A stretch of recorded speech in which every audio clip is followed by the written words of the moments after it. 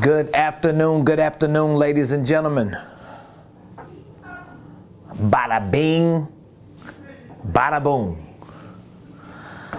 My favorite day of the week, it is Monday. Welcome to the Ramon Preston Show. If you're coming on, please do me a favor. Hit the like button, hit the share button, tag Lolly Dolly everybody, and let them know Prophet Ramon, the squad, we are live right here in the beautiful Buckhead community of Atlanta. This is the day that the Lord has made. We are already rejoicing and we're glad in it. Today is April the 4th, 2022. My favorite day of the week, of course, with the exception of Sunday, because I get to go to church and have a good Holy Ghost time. But when it comes to work days, Monday is my favorite day of the week because we have another opportunity to crush it this week. So if you're coming on and you are a part of our live today, I want you to hit the like button, hit the share button, tag somebody, let them know Prophet Ramon, the squad. We are live right here in the beautiful Buckhead community of Atlanta. And I'm super excited about our show today. So welcome to the Ramon Preston Show. I am your host, Ramon Preston. And as you know, every Monday through Friday, 12 o'clock noon Eastern Standard Time, we come to you to share information with you that we know is designed to help you properly start, properly structure, and properly scale your businesses, maybe ministries, income streams, and wealth building dreams. Everything that I share with you on this show is a direct extension of what we do through our organization, whether it's our consulting division, our coaching division, or our training division. All this information is critical to your success. And so today I want to talk to you about how do you manage the day-to-day operations of a holding company. Now for me, this discussion about a holding company is very near and dear to my heart for several different reasons. One reason in particular is because it took me 4 times to figure out all the intricate details of what a holding company was, how a holding company works. And when I say 4 times, I mean I started 3 LLCs before I got it right. And it was because I was limited with my information. It was because I didn't know a whole lot about holding companies. And it wasn't until I started getting in the right circles, getting around the right people, and seeing how a lot of these major corporations were operating, it wasn't until then that I realized that something I was doing was wrong and something they were doing was right. Now, of course, my wife and I, we were in a lot of circles that were central to real estate. So we had access to developers, we had access to associations, we had access to investors and people who were doing massive amounts of real estate deals on both the residential and the commercial level. And we realized very quickly, especially when we started getting introduced to developers and associations and investors that were participating in commercial real estate deals, we realized very quickly that they were operating with different types of structures, systems, and processes that were giving them this massive amount of leverage and wiggle room to scale. And so as I started to research, as I started to learn, as I started to do my own due diligence to figure out what was going to be the best way for my wife and I and for our company to scale effectively and successfully, I realized that the holding company concept was the way to go. And so that's why this has been a very powerful conversation that I've been having for the past few years, at least 4 years. I really started honing in and having a lot of conversations about the holding company 4 years ago. It was when my wife and I decided that we were going to restructure and reorganize our organization, because again, I started 3 different LLCs. My first LLC I started in 2006. My second LLC I started in 2014, and then a year later I started my third LLC in 2015. And it wasn't until our fourth LLC that we started in 2018, that was 4 years ago, when we made the decision that we were going to become millionaires. We made the decision that we were going to be wealthy, and that's when we took all of the knowledge we had about holding companies, about infrastructures, and we reorganized and restructured and reset our entire company. And that's what has led to us being who we are today in the market as business consultants, coaches, and trainers. And this is why this conversation is near and dear to my heart. So whether you are a W-2 employee, an independent contractor, a business owner, maybe you're all of the above, and you're just trying to figure out more about the holding company concept and how this concept can actually benefit you. Well, first and foremost, I've already shared it on countless occasions, but I think it's worth me saying again. A holding company is more of a concept than anything. And when I say that, sometimes people they misunderstand what I'm saying. I'm not saying a holding company is not a legitimate company, but a LLC is typically what a holding company is built around.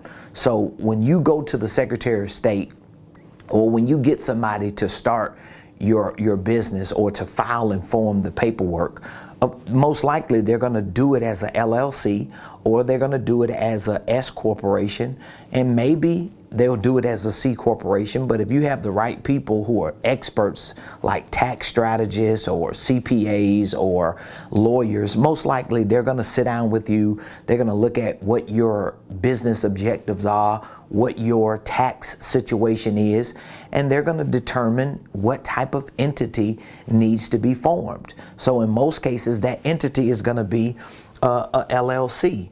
Now, I'm just giving you like the basics of it. So that entity is going to be a LLC.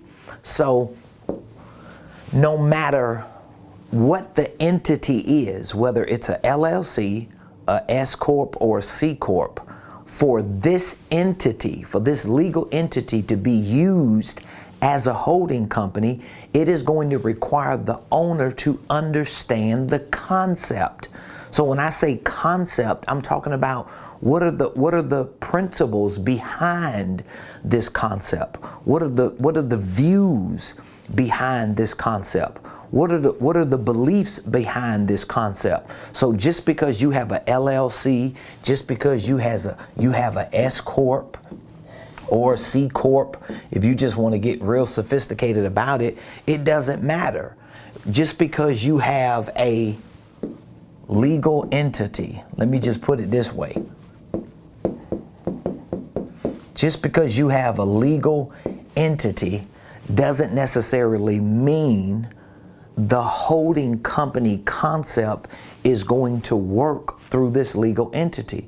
It's a part of your education. This is what a lot of people misunderstand me on, and they mistake me for saying one thing when I'm saying another thing. I'm not saying the holding company is not a legal entity, but more specifically, the holding company is built around a legal entity. It's no different than your construction business or a landscaping business. Whatever the business is that you are operating, that business has to be built around a legal entity, and that legal entity needs to be built around it.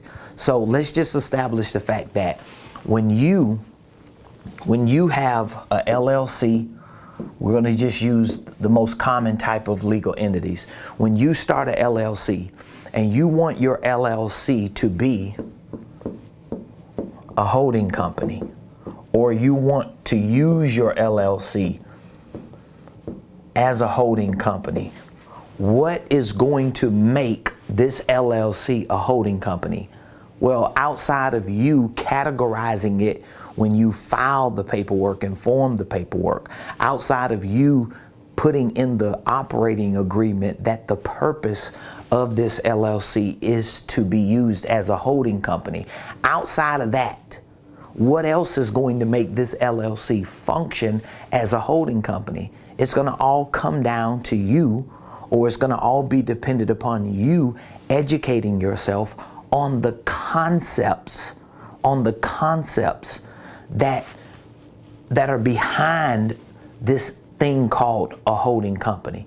So you have to learn the concepts, you have to learn the principles, you have to learn the practices, so that when you do start your LLC and you get your EIN number and you get your Secretary of State articles of organization and you get your operating agreement established, and you, in terms of the legal filing and the legal forming and the paperwork, when you establish your LLC as a holding company, then what are you going to do? Well, if you're educated about the concepts, you're going to figure out what is the best way to manage the day-to-day operations of it.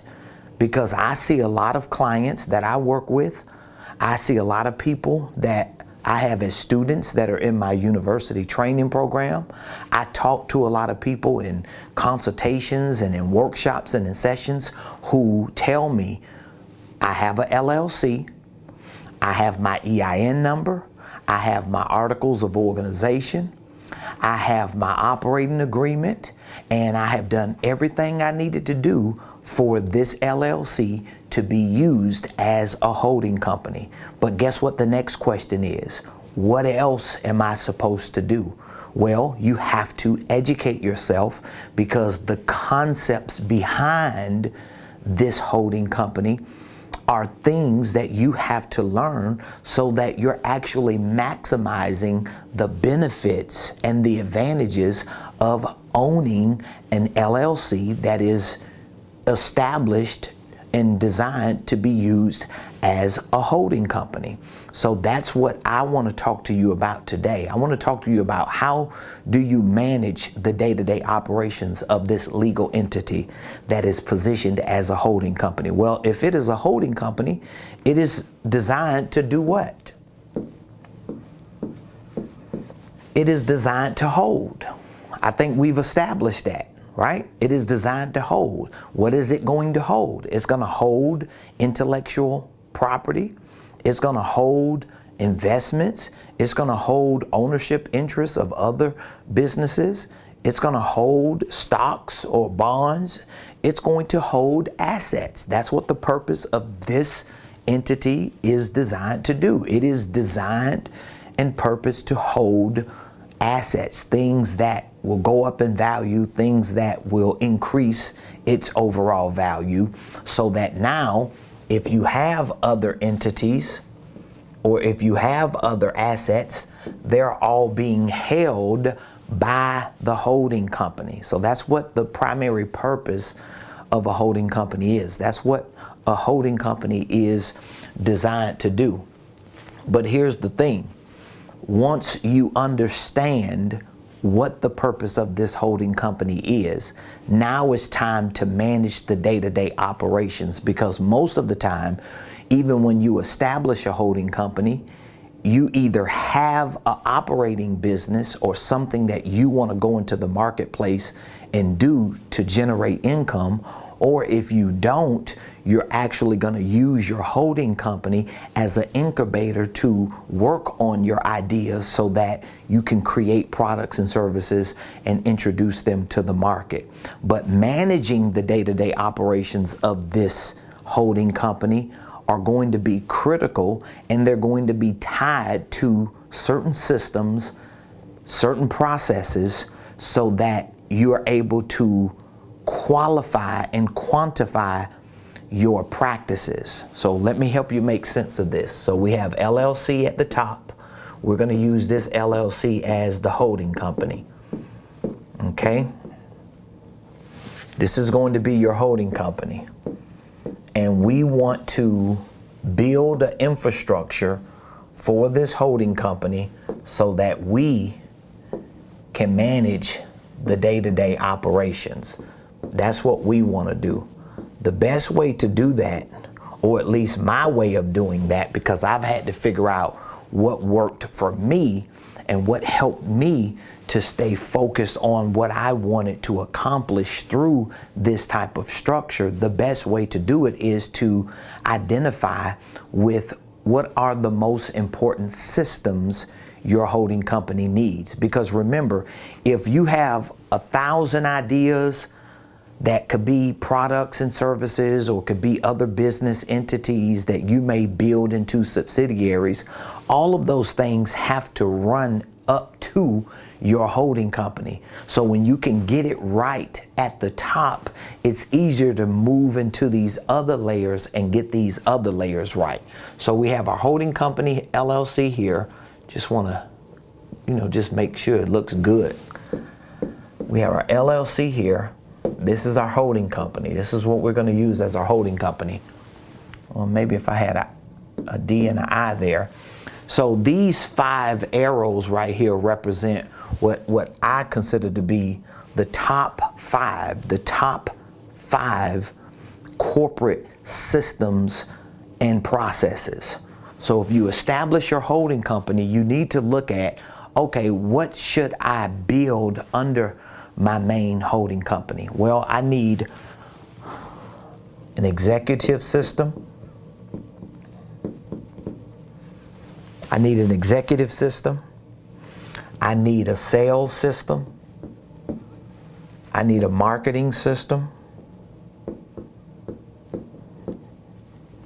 I need a financial system.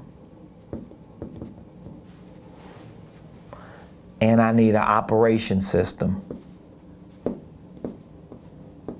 Now, some people may feel like, you know what, this is just too sophisticated.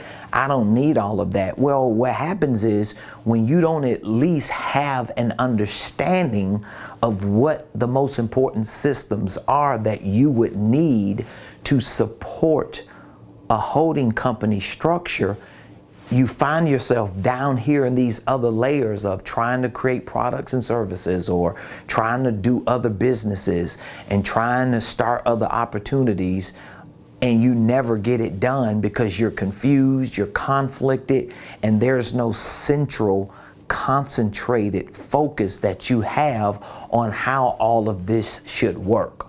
So I would say that you need to at least build an infrastructure. Even if you don't have the people, even if you don't have all the details done, at least you have an idea of what are the most important, what are the top systems and processes do I need so that I can effectively and successfully manage the day-to-day operations. Because managing the day-to-day operations of your business is going to come down to systems and processes. How else will you manage the day-to-day operations of a holding company? Otherwise, you're going to have a LLC established as a legal entity. You're going to call it your holding company. You're going to have a name. You're going to have cards, you're going to have a domain, a logo, you're going to have all this stuff, but there's nothing practical that you are doing every day to see to it that this company, this organization, this enterprise is actually making progress. But if you build a solid infrastructure with the right systems and the right processes, it will be easier for you to get the right people, including yourself, and it will be easier to start bringing definition to what are the practical things that I need to do? What are the day-to-day tasks and activities that need to get done within this infrastructure? And whatever it is that you're going to be doing in your business, whether it's through your holding company, whether it's through a division in your holding company, or whether it's through subsidiaries, which are operating entities owned by your holding company, any of the things that you're going to be doing, they're going to be tied to one of these 5. So you need to have a solid executive system.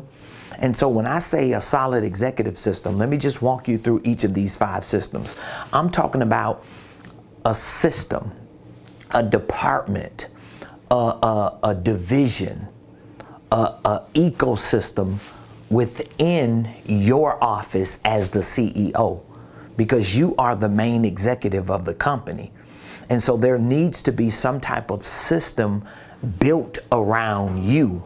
There has to be a system built around you, because you have to be able to understand what are your most important duties on a day-to-day basis as the executive of this organizational enterprise. Now, of course, when you first get started, because I have been there, I know exactly what it feels like to be the CEO and to have to play all other roles within my company, because I didn't have people to play those roles. But I just want to show you how, okay, an executive system, what will an executive system look like from a technological perspective, from a platform perspective? Well, this executive system may be some type of operational management system or technology or application that you're using, or software that you're using to be able to manage the day-to-day activities and details of what exactly do you need to get done. So this will be tied to your calendar. This will be tied to your scheduling. This will be tied to all of the tasks that you have to do to not only build your organization out, but what are the things that you are responsible to do for vision casting, for developing products and services, for finding clients and customers, for setting appointments and making presentations. So the executive department or this particular system is going to have its hand in all of the other things that even if you're not doing, you're overseeing. So even if I'm not leading the sales system, the sales department, the sales division, I still have my hand in it because I need to lead it. Because if I have new products, if I switch my products, if I pivot in a certain area, my sales department needs it. But a lot of times when you're a solopreneur, because I've been all five, and you're doing it yourself and you waking up every day scrapping, at least if you have this infrastructure built and you know, okay, you have a holding company, so you've figured that out. You've built this umbrella, this parent organization, but you still got to get out here in the marketplace, way down here in these layers, and go scrap and hustle and grind. But your scrapping, your hustling, and your grinding can be more impactful when you've understood these things, when you've figured these things out, okay? So you have your executive systems, then you have your sales systems. So how does this look with technology, with platforms, with software? Well, this looks like having a CRM, some type of customer relations and management software. It doesn't have to be like the most sophisticated, but you have to have some type of system within your company, your main company, that you're able to track your leads, track your prospects. You're able to get information like phone numbers and emails and names and addresses of people who are either interested in purchasing your products and services or who have already purchased them, so that you can have those categorized correctly to know how do you communicate with them, how do you stay in touch with them, how do you manage the day-to-day activities and interactions of the people that are either purchasing your products and services or that will at some point purchase your products and services. Guess what? You need a marketing system. These are the top 5 because they're the most essential. You need a marketing system. Most of the times, even if you have a good CEO and you have a good CRM, if you don't have a marketing system to generate leads, to get the attention of the CEO, because you as the CEO, as the executive that's covering all these and overseeing all these, you're probably got to be the one that get the attention. Your company needs to get attention. So that means you're going to have to start building some type of system and infrastructure for the purpose of getting attention, promoting. That means you're not just sitting inside the office all day doing data entry, or you're just twiddling your thumbs trying to figure out how you can look for an opportunity. No, you out there scrapping, getting attention, but you are intentional, because now you're able to get attention, and you can tie that attention to a system where you can start gathering that information. And when you're able to gather that information, it makes it easier for you to be focused on what are the things that are most important for you to do, and what are the things that are not most important, but you're able to track all this activity. You're able to document all this traffic, so it makes it easier for you to get other people to come help you when you need it, especially if your marketing is generating leads and your leads are generating sales. It's going to give you an opportunity to free you up. But what are you going to delegate to other people who come into your ecosystem if you have not categorized it, compartmentalized it, and have really clearly defined those roles within these systems with processes? That's very important. And then of course you need financial systems. And this should be directly under your holding company. So even if you have an operating company, your operating company is only going to be a duplicate of your parent company. Like, very few companies are structured like this that don't have it together up here, but all the companies under them have it together. At some point, those other operations are going to be affected if you don't have it together up here. Whether it's financially, whether it's in marketing or sales or all of the above, you're going to start conflicting and creating dysfunction. So you need financial systems. So what are some examples of financial systems? Well, it could be QuickBooks. QuickBooks is a good financial system because now you're able to track your income. Well, I ain't making no money. Well, you can track your expenses. What are the expenses associated to your business? But now you at least have the right systems in place so that when you do market your company, when you market your products and services, when you build a database of leads and prospects and clients, you have systems that you're able to oversee, and they're interconnected together the best as they possibly can be. Because all these systems may not work together in a rhythm until you are able to find what the rhythm is. And this may represent 5 different systems, but these are the systems that you have to have, even if you're connecting 2 or 3 different systems together. Like, for example, the marketing system that we use is interconnected to the sales system we use. The sales system we use is connected to the operations system we use.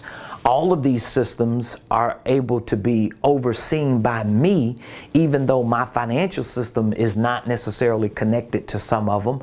But the way we have our processes, we're able to track when something comes from marketing to sales, and we make a sale and it goes into our operational daily log. We're able to easily track it to make sure that it coincides and that it is in alignment with what we're entering into our financial system. So these are systems that you have to have, and it's just going to make your business that much more easier. And then the last one is our operation system. This system here, this operation system is more of a metric driven system. This could be more important than all of them if you don't have this one together, because this is going to show you where you are every day and what the impact of what everybody is doing. So if I go to my operational system, I should be able to see what exactly did me and my team accomplish today, because this system is not going to be a system full of names and numbers and information, phone numbers rather. This system should be metric based. So now we're able to see how many phone calls did we make today? How many appointments did we set today? How many people did we contact today? How many deals did we close today? What is the deal value of those close? closes, and we're able to put those metrics against what was the best month we had, what was the best week we had, what was the best day we had, so that we can not only have key performance indicators, KPIs, but we can also have an impact scale, some type of scale we can look at and see, oh, this is where we are. We're not doing great, or we're doing amazing. So these systems, if you understand and you're following me, these systems will help to determine how you manage the day-to-day operations of your holding company. So don't just get caught up in the idea of, oh, I want a holding company because a holding company is the way to go. Well, it's not going to benefit you. It's not going to give you any advantages than any other LLC or any other business if you don't understand the concept behind it. And so the concept behind having a holding company begins with you, number one, having the right systems. These are the 5 most important systems you're going to need. Now, with these systems, you're going to have certain processes. There are certain processes. There are certain step-by-step activities and tasks that you're going to do to see to it that you're able to understand how your business operates, what your financial income and expense activities are, what your marketing is doing and how it's creating results. What are your sales? What numbers mean to your business, and how you are able to oversee all of them. Now, once you're able to get these systems and processes established, which, by the way, it's not that difficult, especially if you get access to the right information. Like all of this that I'm telling you, I walk all of my clients through this in my Millionaire Mentorship program. If people hire me as a consultant, my team and I, we walk them through the basics of this so that they can at least integrate these systems and processes to their business. Even our online training university, we give you courses and tutorials and walk through videos to show you not only what you need, but how it actually needs to be integrated into your business. It's essential. But once you get this established, then you're able to identify with what are the things that you're doing that need to be packaged as products and services. So think about all the things that you're doing, and let's say you start a holding company. I'm gonna give myself as an example. When I first started my holding company, when we reorganized our organization, we had 3 different LLCs at one point, and we reorganized, we restructured, and we started one holding company. And so the holding company was named Ramon Preston Enterprises, still the same name we have today. This is our holding company. This is our parent organization. So when we sat down and identified with what are all the things that we're doing that we want to package and introduce to the market as products and services to sell and to provide. Well, for us, we had the products and services of consulting. We had the products and services of coaching. We had the products and services of training. Okay, so we had consulting. This is for me, consulting. We had coaching. And we had training. Now, when you look at the 3 pillars, the 3 things that my wife and I and our company was doing every day, this consulting, coaching, and training encompassed business, finance, and real estate. And so it wasn't anything outside of the services of consulting, coaching, and training that we were primarily doing. So it's not like we actually needed a separate entity, an outside entity other than this entity to do these specific things, because this was not like a volatile or a very high liability or high risk line of work. So that means what we were doing as consultants and coaches and trainers, we could actually package these as products and services and programs like we still have today. And from an organizational perspective, all of what we were doing from an organizational perspective could actually be a division. These could be divisions. So that means we didn't have to, let me just kind of go back over this. I know I'm always erasing the good stuff. Some people always say, man, why are you always erasing that stuff? You draw this good image. And well, I have a lot of diagrams that are very polished, but I just do this for the purpose of the show. So let's go back to the LLC. Okay, this was our holding company, right? And so what we decided to do was, instead of starting separate LLCs, we just created divisions. So a lot of times when you have ideas that you are working on turning into products and services, but those ideas are still in the incubator, they're still in research and development. You haven't proven the ideas. You ain't really made a substantial amount of money on those ideas, or, you know, it's just really not worth starting a separate entity, because remember, every time you start a separate entity, you're going to have to create those new systems and processes for each entity. You have to do that, because this is what the systems and processes do. When you have the right systems and processes, those systems and processes have to not only synchronize with those other entities, but they have to create separatism. And I'll explain that in a minute. So you have your LLC. This is your holding company. So if your ideas are not high liability ideas, if they're not volatile, meaning that if you're going to get into real estate investing and you're going to purchase properties, where you're going to have to purchase those separate properties in separate LLCs. So you're not going to purchase the property in your holding company. If you are, let's say, landscaping or doing tree work, or you're detailing cars, if these are there are a lot of businesses that are like very risky businesses, you're not going to operate that business under your holding company as a division. But if it's not a risky liability with that business operation, you can always start it under your holding company as a division.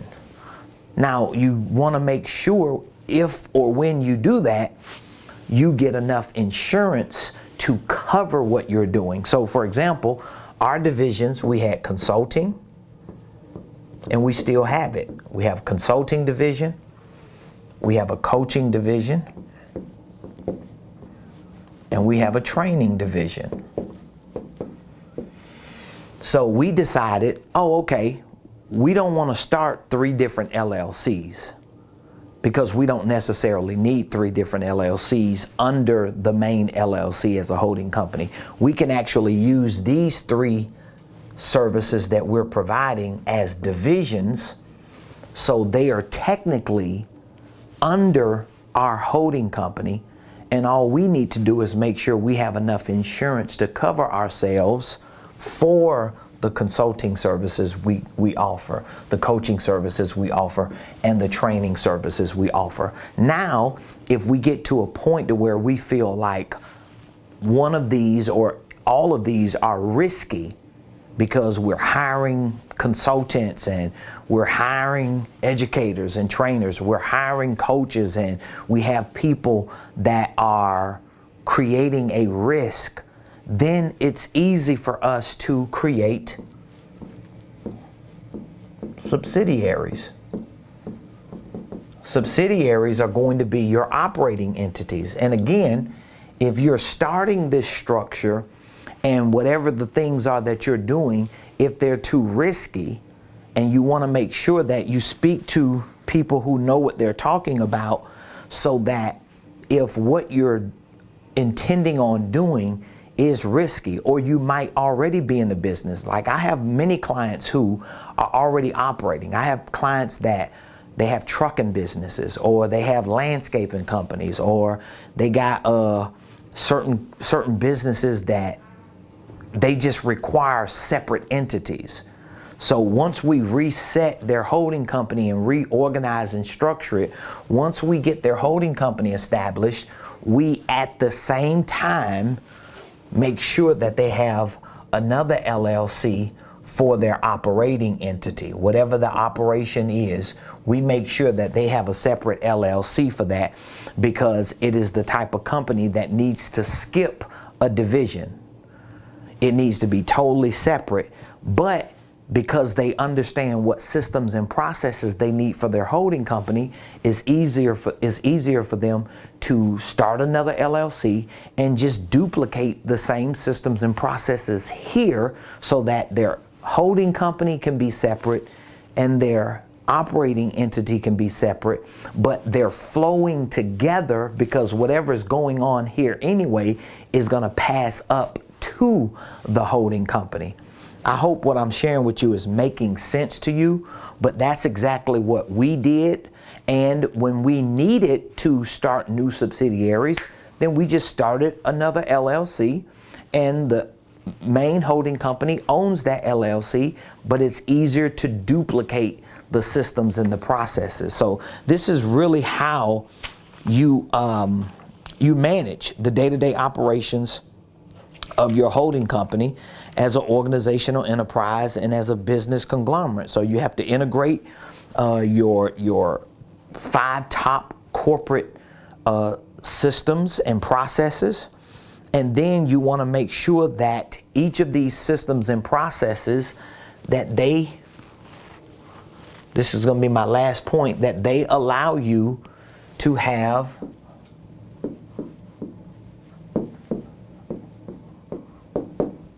synchronization and separatism.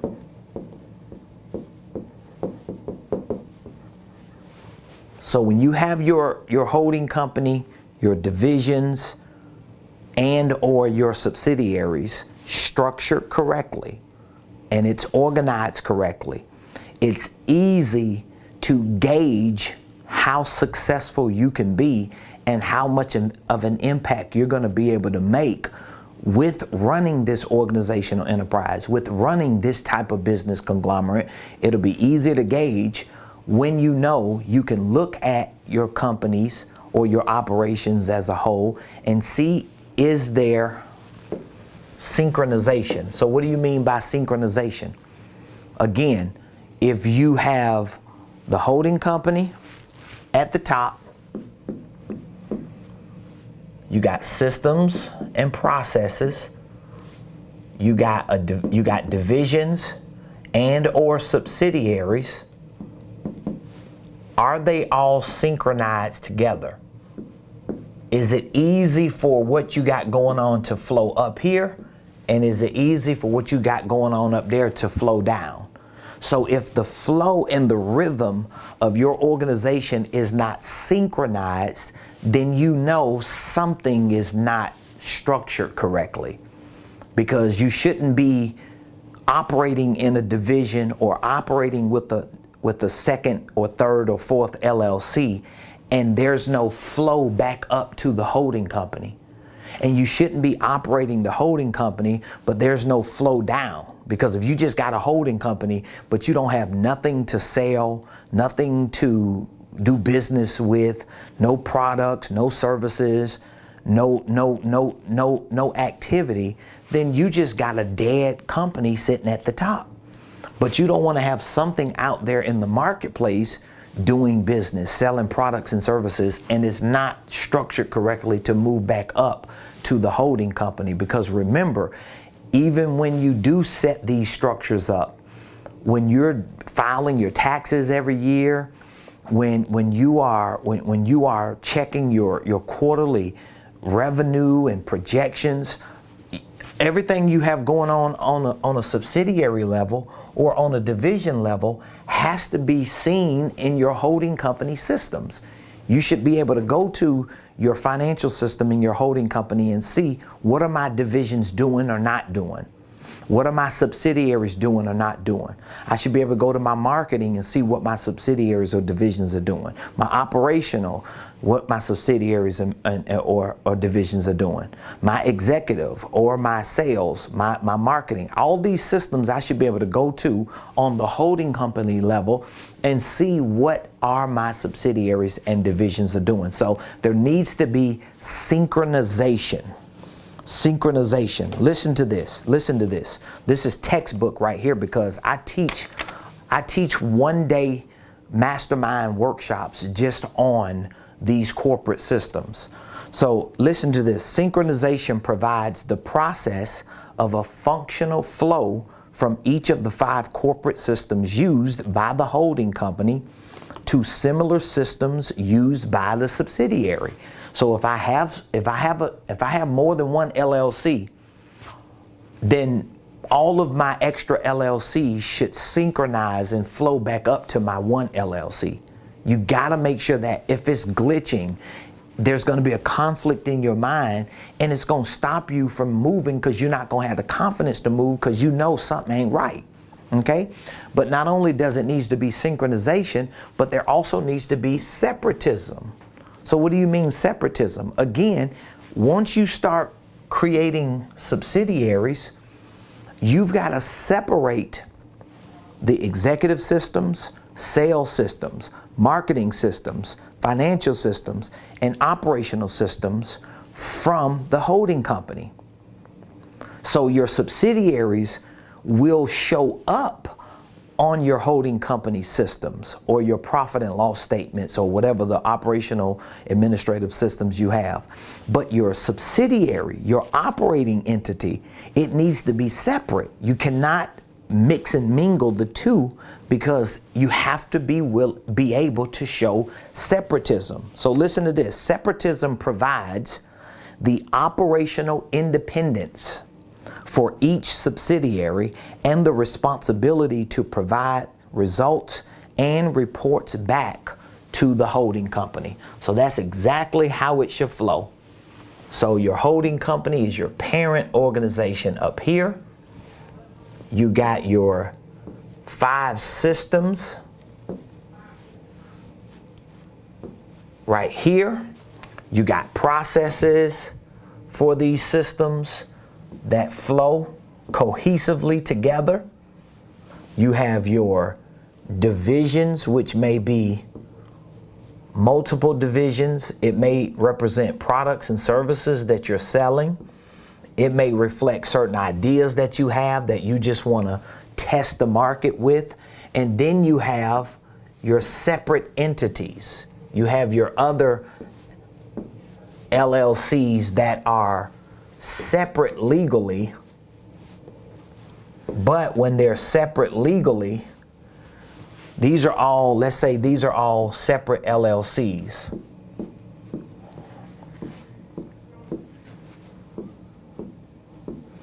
So when you're able to have your holding company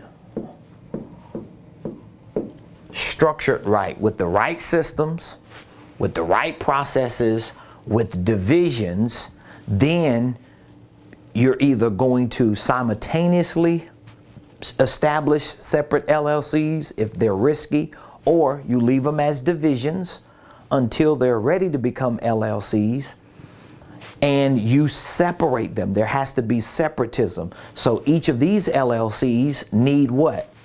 They need systems and processes.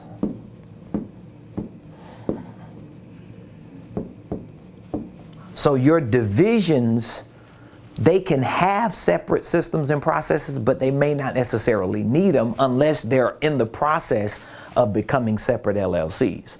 But once your ideas, your products, your services, your programs, your divisions become separate LLCs, they're going to need to duplicate here what you did here. So you're going to have the 5 systems and processes for all of these separately. Each one of those are going to have it. But if you do it that way, everything will flow up to the holding company, and everything will be able to flow back down. And now you start creating an ecosystem that can make a greater revenue impact and that can give you the capacity and the bandwidth that you need to scale. So I would love to hear some feedback from you on what you learned today and what your takeaway is from today's show.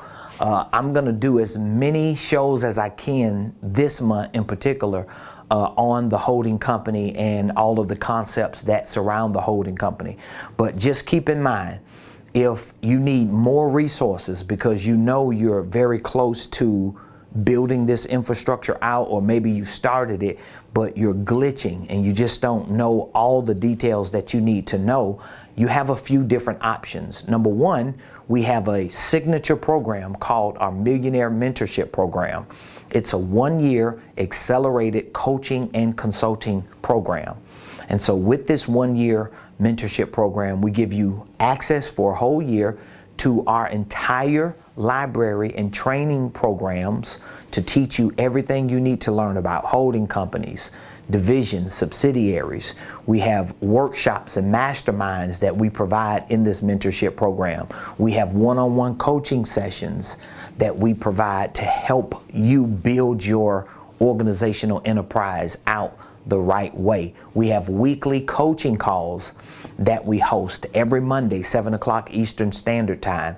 So we have built this 1-year Millionaire Mentorship Program in a way to see to it that you're able to properly start your organization, structure it correctly, and scale it within that 1 year of you being mentored by me and by my team. So if you're interested in being a part of our business community, joining our Millionaire Mentorship Program, and giving us at least 1 year to work with you to help you start it, structure it, and scale it, I want you to text the word millionaire. This is all you have to do, is text the word millionaire to 404-478-7213. You can text the word millionaire to 404-478-7213. Now, when you text the word millionaire to this number, we're going to reach back out to you and we're going to take a few minutes to identify with what exactly you want to accomplish in your personal, your professional, and financial life. And once we're able to identify with it, we can then show you how this mentorship program can help you start your company, restart it if you already tried to start it. We can show you how to structure it. We walk you through a process. And this process in this session is going to show you how to start your company, structure it, how to integrate the right systems and processes, how to take your ideas, turn them into products and services, how to price your products and services, how to market them, how to sell them. We walk you through every process so that you can have the right systems and the right game plan to scale your business to 6 figures and beyond. So all you have to do is text the word millionaire to 404-478-7213. Now, if for some reason 1 year may be too long for you and you just don't really see yourself joining a program for that length of time, which for me as a business consultant, my professional opinion would be that you need it so that you can be thorough in what you're putting together so you can actually be successful in what you're doing. This is one of the reasons why 9 out of 10 businesses fail, because they do not give themselves enough time to start, structure so that they can scale. So most businesses never get to the scale level. Most businesses never get out of the structure level because they may start their LLCs, and most of the time they don't start them right. I just showed you that. The first 3 LLCs that I started were not started correctly because these concepts were not clear by me. I didn't understand them the right way.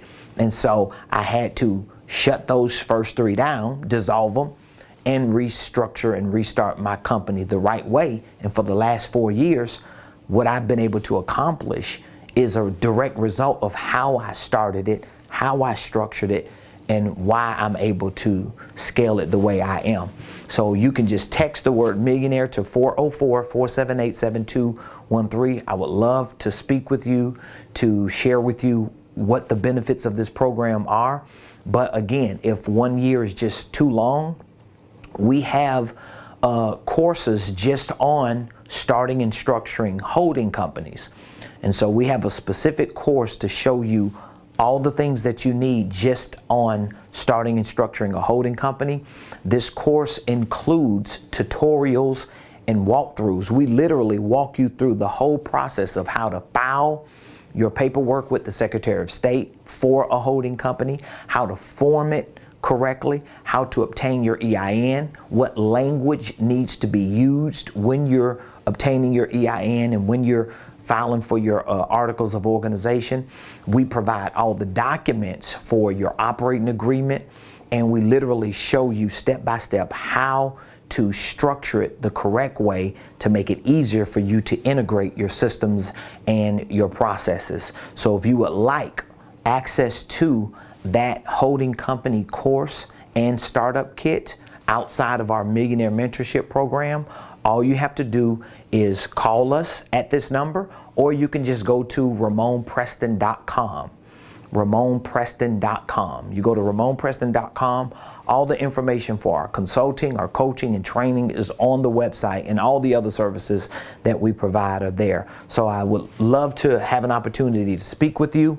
Would love to get some feedback from you on what you think about this information that we're sharing with regard to holding companies, and is it bringing any value to you? I would love to know if it's bringing any value to you.